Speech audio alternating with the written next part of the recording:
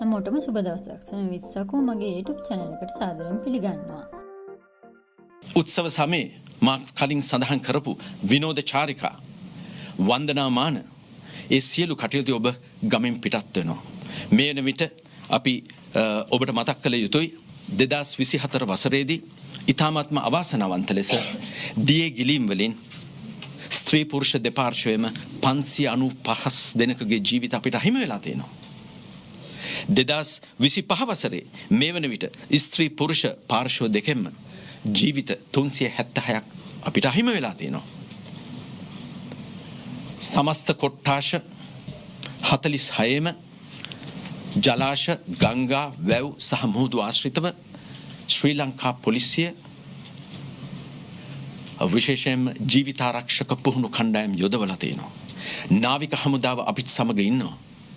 ඒ වගේම එම හැම ස්ථානයකදීම දජයක් පතාකයක් දැන්වීම් පූර්වක් එහෙම නැත්නම් භයංකාර ස්ථාන සීමා කරලා තියෙනවා. නමුත් මේ කිසිම දෙයක් තැකීමකට නොකර විශේෂයෙන් බීමත්ව සෙසු අයගේ අයිතිවාසිකම් පිළිබඳ ගෞරව නොකර මේ ජනතාව පුරුදු වෙලා තියෙනවා ඒ දිය නෑමට.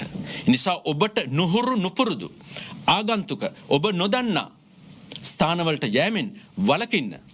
පොලිසියේ සහාය ගන්න, අවට ගමෙන් සහාය ගන්න.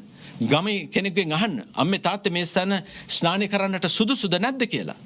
ඒ නිසා ඔබ හිතුමතේට ක්‍රියා කරන්නට ගියොත් ඔබගේ දුවා දරුවන්ගේ වටිනා ජීවිත මෙන්ම මේ රටේ වැදගත් ජීවිත අපිට අහිමි වෙන්නට පුළුවන්. පීනන්න වගේම ජීවිත ආරක්ෂාව ගැන ඉගෙන ගන්න කැමති අයට පුළුවන් මගේ වීඩියෝ නරඹා ඉගෙන ගන්න උත්සාහ කරන්න. තව දෙයක් තමයි මගේ අදහසක් තියෙනවා අස්වැසුම තියෙන වගේම අඩු ආදායම් ලාභී ළමයින්ට නොමිලේ උගන්වන්න. හැබැයි පෝල් ෆී කරන ගිය ගන්න ඕනේ.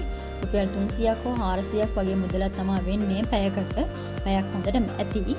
ෆී එක පෝල් එකෙන් පෝල් එකට වෙනස් වෙනවා.